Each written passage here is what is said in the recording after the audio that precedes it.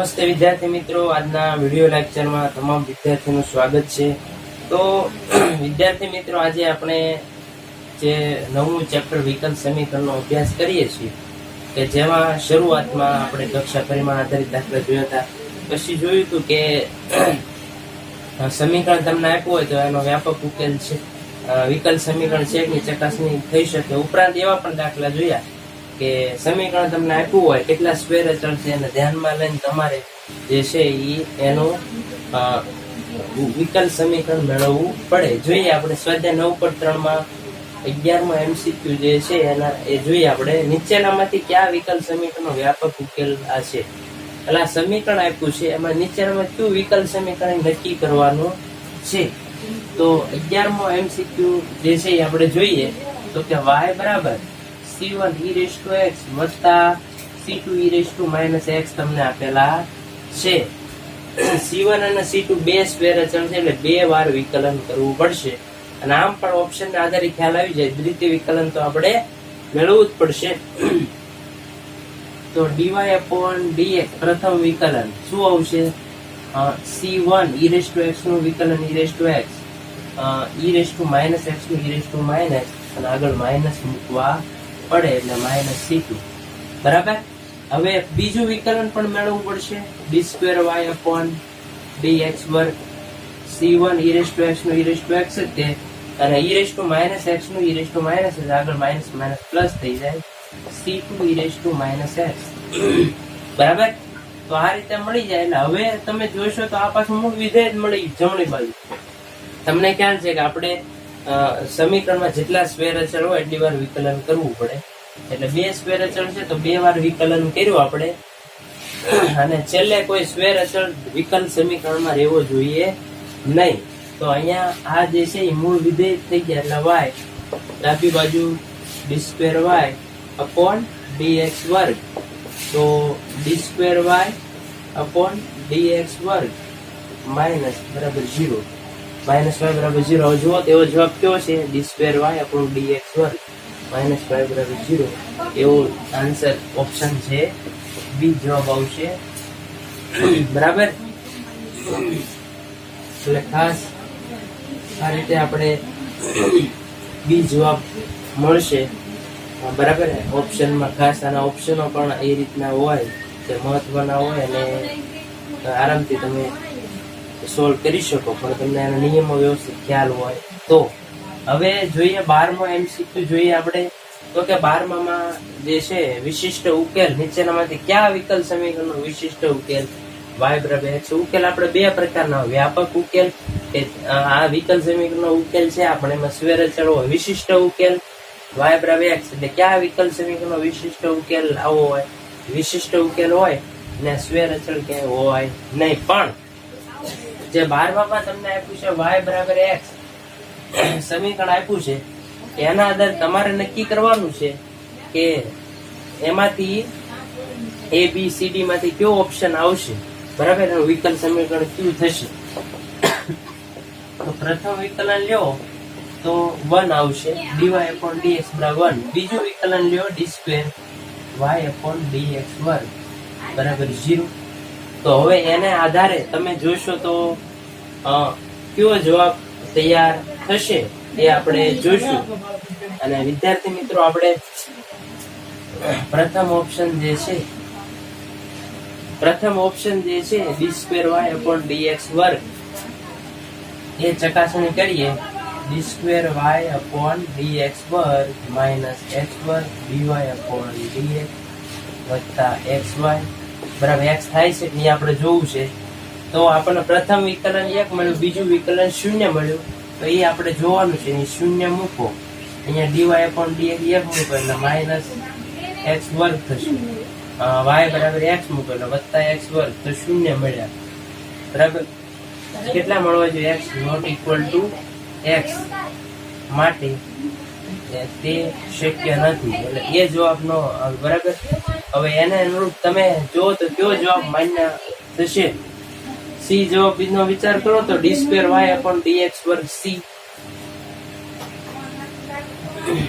અને આ પણ નહીં થાય બરાબર, કેમ કે એમાં x મળશે અને c જવાબ જોઈએ.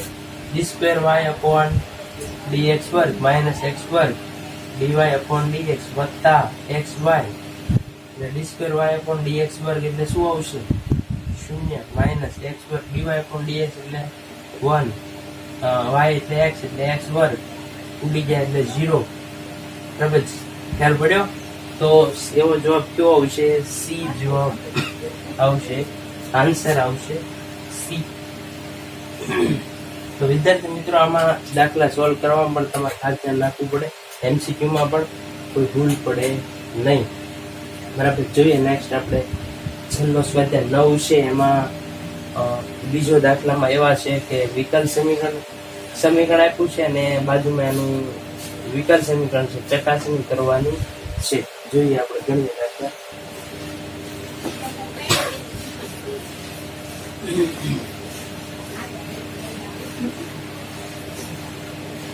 તો વિદ્યાર્થી મિત્રો, આપણે સ્વાધ્યાય 9 જે છે એમાં બીજાનો પહેલો દાખલો છે. એમાં પહેલું છે એક્સ વાય બરાબર a e raise to x વત્તા b e raise to minus x વત્તા x વર્ગ. આ સમીકરણ આપ્યું છે ને એનું વિકલ સમીકરણ આપ્યું છે x d square y upon dx વર્ગ વત્તા 2 dy upon dx minus xy વત્તા x વર્ગ માઇનસ 2 બરાબર 0. એટલે આ તમને સમીકરણ આપ્યું છે અને આ જે છે એનું વિકલ સમીકરણ છે, તમારે ચકાસણી કરવાની છે. બરાબર, તો આપણે વિદ્યાર્થી મિત્રો શું કરવું પડશે? તો કે આ જે સમીકરણ આપ્યું છે બરાબર, a અને b સ્ક્વેર અચળ છે એટલે આપણે બીજું વિકલનની જરૂર પડશે. એટલે આપણે અહીં a b સ્ક્વેર અચળ હોવાથી બે સ્ક્વેર અચળ છે એટલે દ્વિતીય વિકલિત મેળવવું પડશે. દ્વિતીય વિકલિત મેળવશું.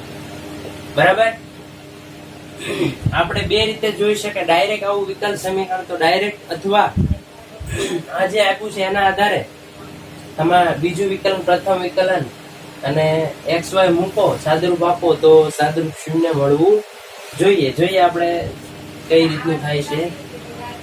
તો x ની સાપેક્ષમાં વિકલન કરો તો x y છે એટલે પેલું પદ એમને, બીજા પદનું વિકલન વત્તા બીજું પદ પ્રથમ પદનું 1.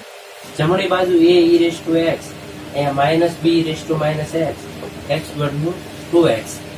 આ આપણને પ્રથમ વિકલન મળ્યું, પ્રથમ વિકલન. બરાબર, હવે આપણે બીજું વિકલન મેળવીએ. ફરીથી પાછું નું x ની સાપેક્ષ પાછું વિકલન કરતા x ની સાપેક્ષ વિકલિત લેતા. બરાબર, x ની સાપેક્ષ વિકલન લેવામાં તો પ્રથમ પદ x એમને, બીજા પદનું d square y upon dx વર્ગ વત્તા બીજું પદ dy અપોન dx એમને, પ્રથમ પદ x નું 1 વત્તા y છે એટલે dy અપોન dx. અહીં ગુણાકારનો નિયમ લાગુ પડે, y નું dy અપોન dx. જમણી બાજુ a e raise to x વત્તા b e raise to minus x 2x નું પાછું 2.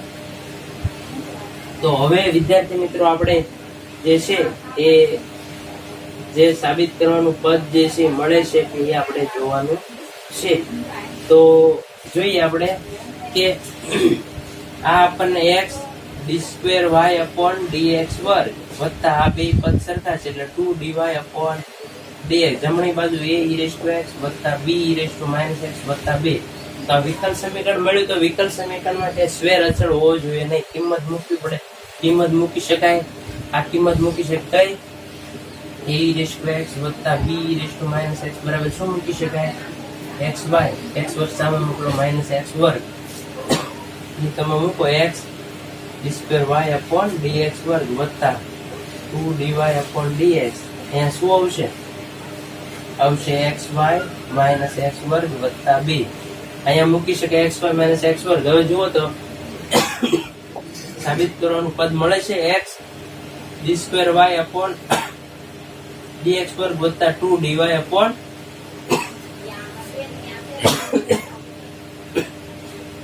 2 dy અપોન d. આને ડાબી બાજુ લઈ લો, માઇનસ xy વત્તા x વર્ગ માઇનસ 2 બરાબર 0. જુઓ તો સાબિત કરવાનું પદ છે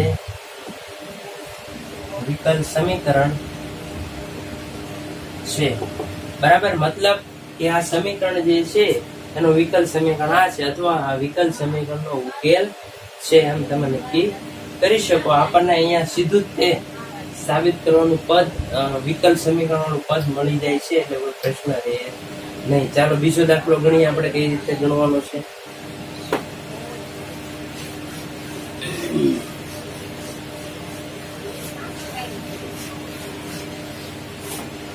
તો બીજો દાખલો જે છે વિદ્યાર્થી મિત્રો, એમાં y બરાબર e raise to x a cos x વત્તા b sin x આપેલું છે.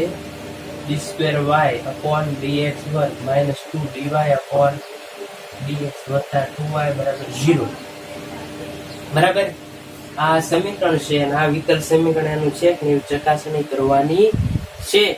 તો આપણે દ્વિતીય વિકલન, બીજું વિકલન મૂકીને સાદુરૂપ આપણે શૂન્ય મળવા જોઈએ, અથવા સીધું આવું વિકલ સમીકરણ મળી જાય તોય વાંધો નથી. એટલે આપણે અહીં લખશું, અહીં y બરાબર e raise to x a cos x વત્તા b sin x માં a અને b બે સ્વેર અચળ છે, બે સ્વેર અચળ છે. એટલે આપણે શું કરીશું, માટે દ્વિતીય વિકલન મેળવવું પડશે, દ્વિતીય વિકલિત મેળવશું. બરાબર, તો પ્રથમ વિકલન કરીએ.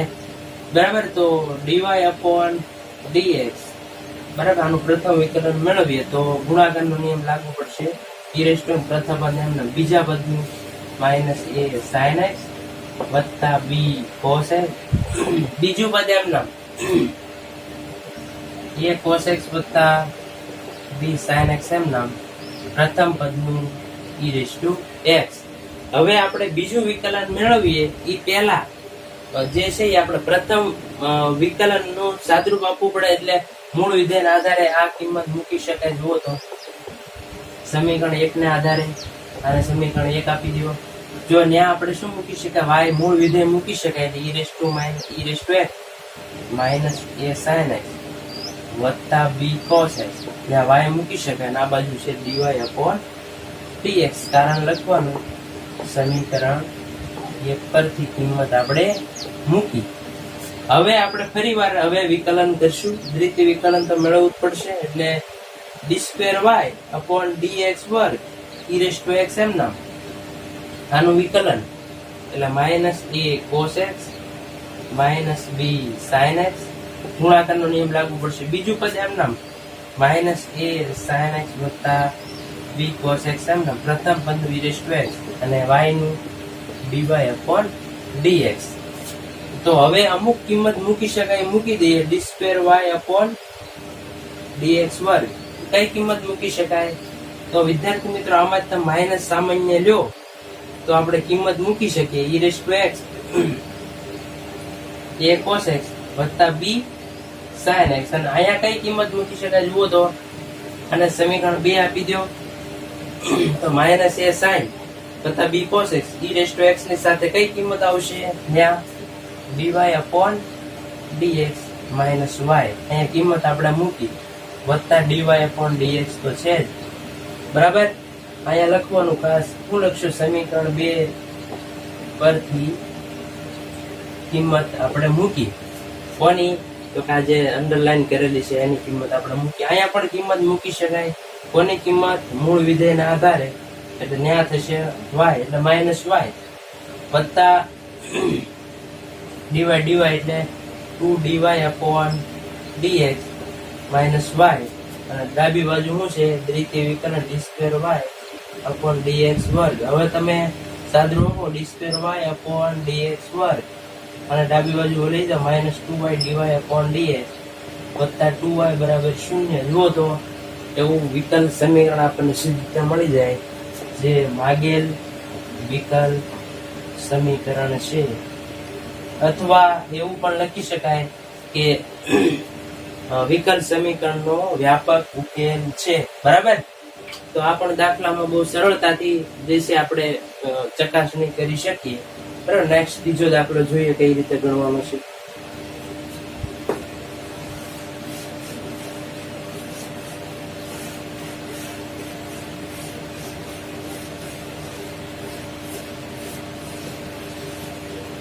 ત્રીજો દાખલો વિદ્યાર્થી મિત્રો છે એમાં તમને કીધું છે y બરાબર x sin x, y બરાબર x sin 3x માં d2y upon dx વર્ગ વત્તા 9y માઇનસ 6 cos 3x બરાબર 0. બરાબર, આ રીતે સમીકરણ છે અને એનો વિકલ્પ સમીકરણ આપ્યું છે. તો આપણે જોઈએ દાખલો ગણીએ આગળ. આપણે દ્વિતીય વિકલન તો મેળવવું જ પડશે. અહીંયા લખશું અહીં y બરાબર x sin 3x સમીકરણ 1 આપી દો.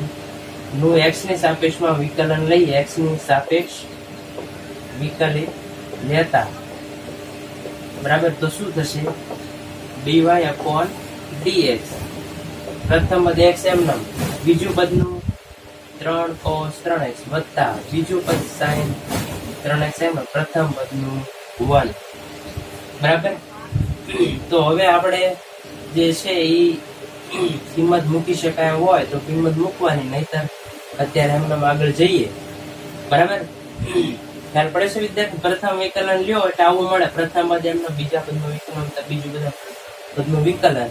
હવે આપણે વ્યવસ્થિત પદ ગોઠવી દો, dy upon dx. 3 આગળ લે, 3x cos 3x. આમાં કોઈ કિંમત મૂળ સમીકરણના આધારે મૂકી શકાય એમ નથી. બરાબર, હવે આનું ફરીથી x ની સાપેક્ષમાં વિકલન લઈએ. નું x ની સાપેક્ષ વિકલિત લેતા તો શું થાય? આના સમીકરણ 2 કહી દો. તો હવે આપણે બીજું વિકલન લઈએ તો d2y upon dx વર્ગ. આ ગુણાકારનો નિયમ લાગુ પડશે. x એમનેમ, બીજા પદનું -3 sin 3x વત્તા બીજું પદ cos 3x એમનેમ. આનું વિકલન થઈ ગયું. sin 3x નું શું થાય? cos 3x. અહીંયા આપણે જે બરાબર sin 3x નું cos 3x, પણ અહીંયા 3x નું બાકી એટલે શું આવશે? 3 સાથે મૂકવા પડશે. હવે વિદ્યાર્થી મિત્રો શું થાય? તો કહેવાનું તમારે સાદુરૂપ આપવું પડે, બીજું કઈ ન થાય. d2y upon dx વર્ગ 3 ને અંદર ગુણી દો તો -3 x sin 3x. 3 અહીંયા ગુણો તો 3 cos 3x વત્તા 3 cos 3x. કિંમત કઈ મૂકી શકાય? તો કે આ કિંમત આપણે મૂકી શકીએ મૂળ વિધેયના આધારે. બરાબર, સમીકરણ 1 પર કિંમત મૂકી શકાય. તો ત્યાં આપણે મૂકી શકાય d2y upon dx વર્ગ. એટલે અહીંયા મૂકી શકાય કઈ કિંમત? y મૂકી શકાય એટલે -y. આ બેયનો સરળ એટલે 6 cos 3x. જો તો આ રીતે તમે સાદું, જો અહીંયા 3 ને 3 9 થાય એટલે અહીંયા કેટલા આવશે? 9 આવશે, -9y. બરાબર, ખ્યાલ પડે છે વિદ્યાર્થી મિત્રો? સામે -9y વત્તા 6 cos 3 ડાબી બાજુ લઈ લો, જવાબ મળી જાય. d2y upon dx વર્ગ વત્તા 9y -6 cos 3x બરાબર 0. જો તો મળી ગયો. જે માગેલ સમીકરણ નો વિકલ સમીકરણ છે. બરાબર, વિકલ સમીકરણ છે, અથવા માટે નક્કી થઈ શકે કે આ ઉકેલ જે છે એ વિકલ સમીકરણનો ઉકેલ છે. બરાબર, આ રીતે દાખલો ગણવાનો છે. નેક્સ્ટ ત્રીજો છેલ્લો દાખલો ગણીએ આજના લેક્ચરમાં.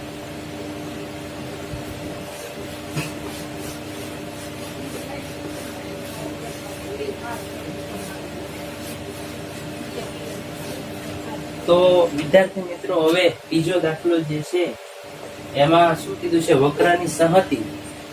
સમીકરણ આપ્યું છે x - a નો વર્ગ વત્તા 2y વર્ગ બરાબર a વર્ગ નું વિકલ સમીકરણ મેળવવાનું છે. બરાબર, આ સમીકરણ જ તમને આપ્યું છે અને એનું વિકલ સમીકરણ તમારે મેળવવાનું છે. ચકાસણી નથી કરવાની, સીધું મેળવવાનું છે. તો એના માટે તમારે શું કરવું પડશે? તો કે સૌથી પહેલા આમાં એક a સ્ક્વેર અચળ એકવાર વિકલન કરવું પડશે, પણ થોડુંક વિસ્તરણ કરી દઈએ તો x વર્ગ -2x વત્તા a વર્ગ વત્તા 2y વર્ગ બરાબર a વર્ગ. બે બાજુ a વર્ગ ઉડી ગયા તો વધ્યા x વર્ગ, પછી -2x વત્તા 2y વર્ગ બરાબર 0 માં કેટલા સ્ક્વેર a સ્ક્વેર અચળ છે એટલે પ્રથમ વિકલિત મેળવશું. શું કરશું એટલે પ્રથમ વિકલિત મેળવશું.